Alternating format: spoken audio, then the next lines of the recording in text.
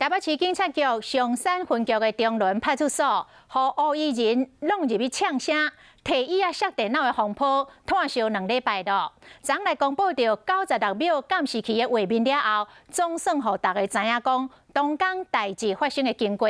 啊，这个关键的96秒的影片，是互中仑所的前所长甲一个孙子来甲抬掉。 为什么要把这个影片抬掉呢？讲真单纯，是为着要来维护到教官个人甲警察的形象，都惊会有负面的影响。想要到抬掉这个影片了后，引起着大风波，嘛来毁掉着警察正义的执法的形象。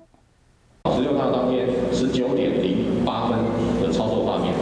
操作监视器的就是姓部的孙子边啊，就是中仑所前所长柯淑环两人当时徛伫电脑前，决定计设化，也就是删除迄96秒关键的画面。当作讲若洗掉就无代志，想要到基层的环境非常的不满，根本就对不掉。一直到21号晚上10点，我们公安室主任在网络上看到同仁爆料的讯息，就传给我左手边的这个林志成分局长。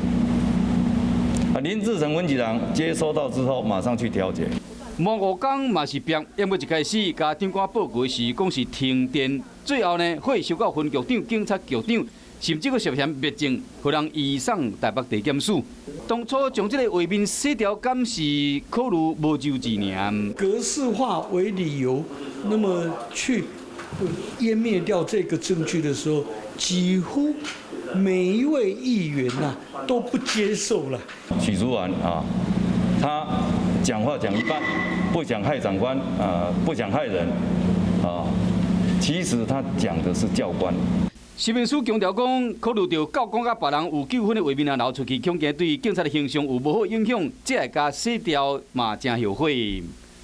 毕竟过去他的表现作为都很好，这是一个难得训练有素的所长，不晓得怎么搞的，鬼迷心窍，要去湮灭证据，这一点确实是很不好的。因为将画面洗掉，确实有影欠考虑，因为这个乌衣人大闹派出所，当时无甲抓起来，到这个删除监视器的画面，嘛好外界更加确定，敢讲警方就是食案有9年烧圆仔汤的文化，和这个正义形象受到重伤。